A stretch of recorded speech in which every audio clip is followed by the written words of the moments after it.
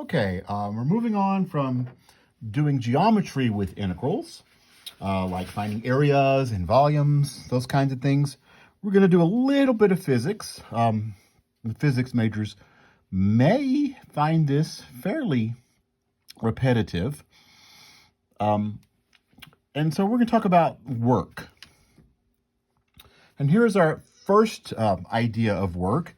If an object is subjected to a force, I'm going to say F, and that force is going to be measured in pounds maybe, or newtons if we're using SI units, and it moves a distance d, usually in feet or meters, depending on the system of measurement, along a straight line. So I apply a force to something, an object, and it moves a distance d in a straight line in the direction of the force.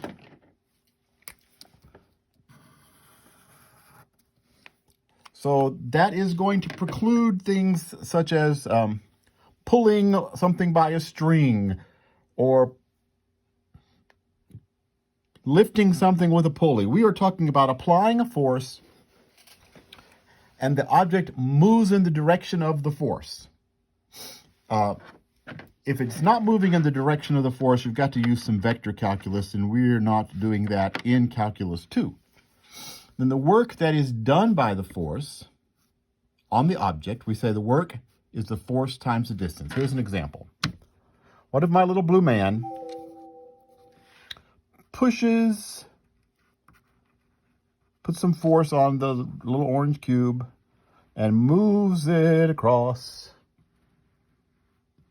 Okay, so let's say that he applied a force of 40 pounds. I'm making these numbers up. And he moved the orange block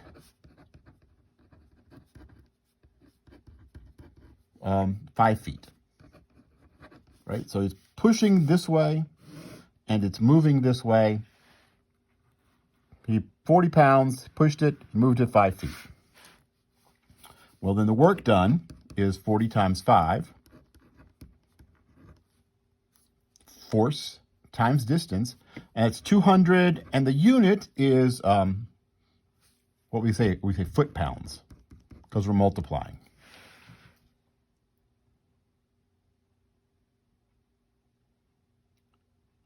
If instead he applied a force of 2 newtons to move 2 meters, I probably shouldn't use 2 for both of those, 3 meters, it would be 2 times 3, which is 6. And that would be Newton meters. And another name for a Newton meter is a joule. So we'd say the work done by a force of 2 newtons to move something 3 meters is 6 joules. That's easy enough. And that didn't require any calculus. So where does the calculus come in? The calculus comes in if the force is not constant. So I said he applied a force of 40 pounds. He applied a force of 2 newtons. What if the force that gets applied is, say, variable? What if sometimes the force is 40 pounds and sometimes the force is 30 pounds? You will have experienced in the past pushing something, and it takes more force at the beginning, and as you move it, it takes less and less force. So it's not a constant force. So let's see what would happen if we are not applying a constant force, and I think I'll move to the next video to do that.